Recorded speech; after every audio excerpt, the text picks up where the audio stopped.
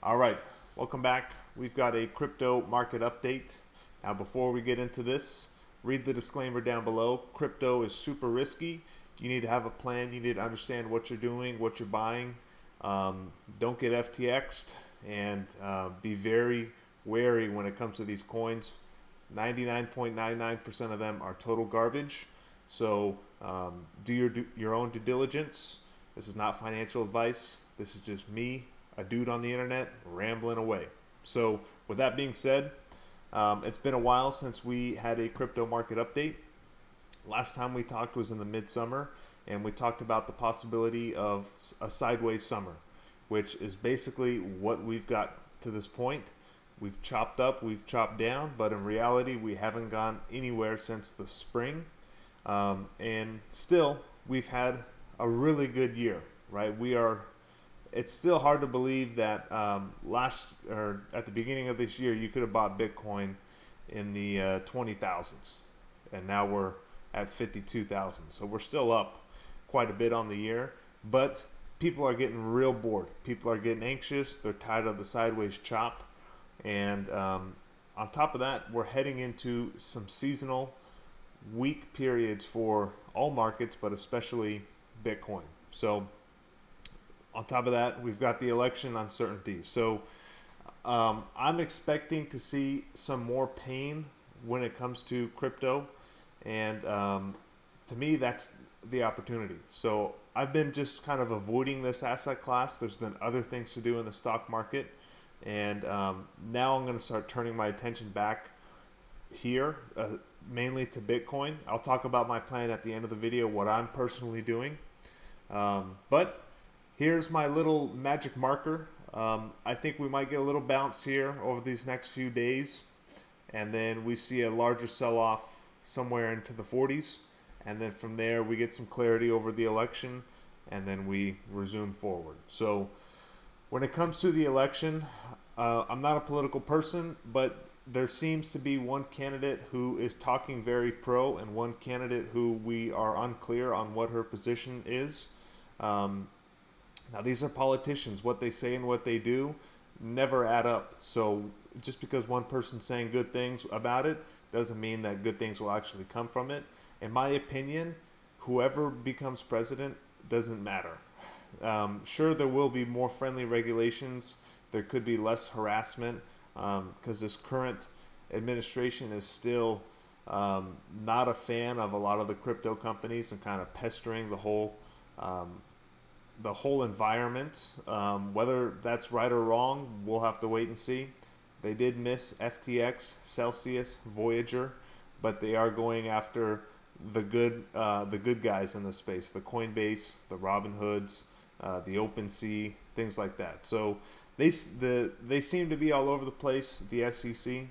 That's a rant for another video. I will stop this rant here. But regardless of the election volatility, I'm looking forward to some more red to really get back into dollar cost averaging. These last couple of months, I've been doing a little nibbling here and there, a little trading here and there, buying the big dips and then selling the recoveries. But I'm looking to no longer be in sell mode, just be in accumulation mode, especially as we're getting some real pain. Like today, I'm watching this chart here. Since we've been talking, we're down another 0.5%.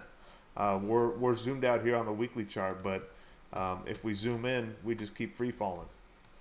And it's no different for the stock market. Gosh, the market's closed on a Friday afternoon, but people are still selling. So anyways, stay tuned for my stock market update because there's a lot of action going on there as well. But let's go ahead and take a look at the seasonality chart for Bitcoin. It's a little small and hard for you guys to see here, but I'll walk you through it. September has been on average the worst month for Bitcoin performance, of an average of -6%. So I'm looking to dollar cost average throughout this month and see what October brings. Wouldn't surprise me if October's red as well, but definitely I think we're in store for a continuation of this red that we've already started so far in September. And to me, I get excited when I see red, especially on a long duration asset like Bitcoin that I want to accumulate and hold for a long period of time, I'm okay buying at a discount. Now, we are at a weird, risky spot where it feels like this bull market could just fall apart. But when you zoom out, I still think we are in a good spot to continue our next leg to eventually push up over our all-time high, 70K. Once we clear that, I don't think there's a lot of resistance to get us to 100K. Now, what the catalyst will be to get us there, I'm not sure. We do have a lot of good things coming when it comes to the global liquidity cycle is starting to curl up. The money printers have been turned off since 2022. They've been shut off. They're ready to turn them back on. The Federal Reserve said at their last meeting they're ready to cut rates. Canada's been cutting rates. Europe's been cutting rates. Once we start cutting rates, that's a good sign. The money will start to flow back into the market. It'll probably take a lot of time for the real sweet stuff to get into the market, and we're probably going to have to go through some pain, whether that is a recession, a deep one, a mild one, a black swan, who knows. So I'm not throwing all my money in and expecting a huge bounce year end. I just think the pot odds are pretty good for something like that to happen. And if it doesn't happen, I think we're getting closer to the beginning of the next move versus this whole thing falling apart and us going back down to 20,000. To me, the odds of that happening are much lower versus we get a flush, we get a recovery, and then we move back up. So anyways, as I was saying, September a bad month, and then the rest of the year tends to be pretty strong. October, an average return of 30%. November, an average return of 40%. December, an average return of 10%. Now, these are big numbers. Bitcoin is a more mature asset now. When I say mature, it's $1 trillion asset or somewhere around there. So it's not going to have these same moves because that would be a lot of money to flood in. Well, it could, but it would just be, takes a lot more cash money to flow in than it did back in the day when Bitcoin was a $100 billion asset or a $50 billion asset. So these returns will most likely not be replicated unless you see a ton of money coming in. But it does make sense that one of the strongest months comes after one of the weakest months, right? It's a rebound after the dip. And that's what I'm looking to start accumulating as we're dipping. I just think the risk reward is getting better here, especially the lower it goes. I'm okay accumulating into the fear, into the red. So the other thing I wanted to talk about is go back here. We talked about September sadness, possibility of a year-end pump or beginning of Q1, Q2 of 25 pump. There's the election volatility. We talked all about this. We talked about the sideways summer. We've already talked about the short-term bear case, long-term. We're not going to get into all that. The action items here are the same. So for me, my action items are to dollar cost average on the major coins. Really, it's just Bitcoin. I'm really just buying 2 coins right now. It's Bitcoin. I'm really starting to dollar cost average in at least once a week, sometimes once a day. Whenever I see red, I'm just going to be buying a little bit, buying a little bit, buying a little bit. When we have more red like we do today, where we're down 6%, I'll buy a little bit heavier than if we were up 2% or down 1%. I'm limiting my trading. I'm not doing any trading. Right now it's just dollar cost averaging and accumulating because there's still the uncertainty of where are we really going. I'm just going to buy the blue chips, buy the big ones, and hold it. And it's really just Bitcoin, as I'm saying. And I'm waiting for Bitcoin to break out before I do any trading in any of the altcoins.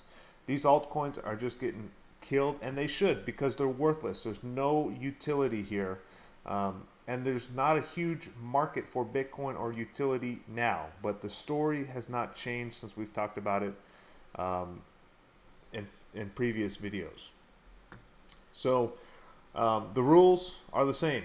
Understand what you own, don't get shaken out. It's real easy to get shaken out of these altcoins because I just mentioned most of them are just garbage, but there will be pumps. When Bitcoin pumps, these altcoins will pump a lot harder. So I'm waiting for Bitcoin to make that move before I go buy an altcoin that just continuously bleeds. And I'm buying red candles. I'm not buying big green candles. I'm not using any leverage. My long-term holds, things that I want to hold for a year plus, I'm getting those off exchange and putting them on a cold storage wallet. My long-term holds, Bitcoin, I'm looking to build a position in Coinbase. Coinbase has fallen off a cliff. Let's pull it up here. Coinbase, boom, death. So Coinbase is falling really hard here. I do have some options plays on Coinbase. I have a put at 140 and I'm underwater on that. I'm okay getting assigned at 140. We'll have to see what next week brings if we get any sort of bounce. When it comes to the stock market and crypto, IBIT is the Bitcoin ETF that I'm holding in some retirement accounts. I'm probably due to dollar cost average here in IBIT. So I will look to do some of that next week. And they are going to be coming out with options on IBIT. So the NASDAQ and some of the companies have filed to the SEC that they want options on these products, which is going to be really nice. I'm going to love to be selling puts to get assigned some Bitcoin, and then I'm going to love selling calls against this as well. The volatility is going to be really strong, and that's going to be really nice in my retirement account to get some nice premiums for holding Bitcoin over the long term. So I'm really excited about that. So I'm going to be accumulating some more IBIT in my retirement account, and I'll probably start accumulating when we get around 2025 in my trading my options account, just to be ready for when the options come out. But I'm in no rush there. So I'll wait to hear a little bit more news when it comes to that. But IBIT, Coinbase, those are the two equities I'm looking to add to my portfolio to get some more exposure to crypto. And then I'm just holding on to some Bitcoin, dollar cost averaging in Bitcoin. And the other coin that I am buying for, this is going to be my main trade for when we get a bounce, is going to be Solana. And if the floor does fall out on crypto, I'm okay holding Solana until the next big pump, whether that's 1 year, 2 year, 3 years. There's a big risk that there's a lot of room to fall back down, like all the coins. But I do see a lot of development on Solana. Ethereum sentiment is at like an all-time low, and the chart, wow, Ethereum down 8% today. So does not look good here. ETH will be interesting to me if we can get back down to 1,500. Then I'll start buying, just stash and hold for a long time, because I think down the road you're going to see Bitcoin used as exchange of value. You're going to see it be used for store of value, and you're going to see Solana being used for a lot of smaller transactions, and then you'll see Ethereum be used for some larger transactions that institutions will be using. And then everything else, no clue. Will it work out? Will it even be around? No clue. There's a lot of possibility. There's a lot of good projects. There's a lot of good people out there working on things. But will it actually pan out? I don't know. Will things pump? Probably. When will that be? I don't know. So all the other little coins, holding off. But I am interested in certain sectors. So as I mentioned, the trades, Solana. But the themes, the sectors, when it comes to the altcoins that I'm looking at, now's the time to start looking around. How are these little coins, how is their price action? When Bitcoin does break out, what am I going to look to get into to trade?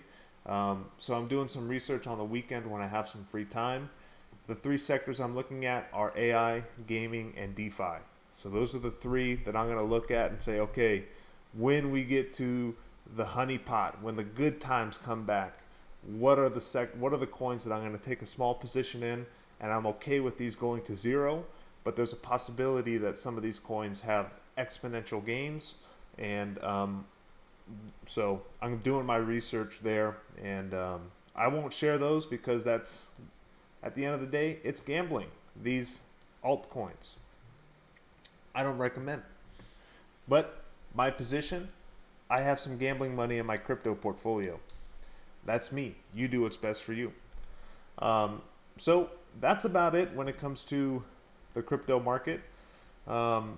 Just get your helmet on, be prepared for whatever the fall will bring us. There's going to be a lot of noise, but unless Satoshi Nakamoto comes back and sells all his Bitcoin, or something crazy happens, the US bans Bitcoin, nothing's really changed other than the price. And we just had a nice sideways summer, and I'm hoping for a couple nice months here to accumulate.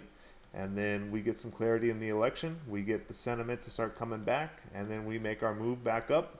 Once we cross all-time highs, I'll see you at 100K. So that's all I got for you guys. Again, read the disclaimer. This stuff is degenerate stuff. There's a lot safer stuff out there, but for me, I'm able to take a little bit more risk. This is a very small portion of my overall portfolio, but I do think this is a new technology and a new sector that will continue to be around. So I'm done rambling. That's all I got for you guys. Sideways summer, fall dip, hopefully winter wonderland. That's all I got for you guys. Peace out.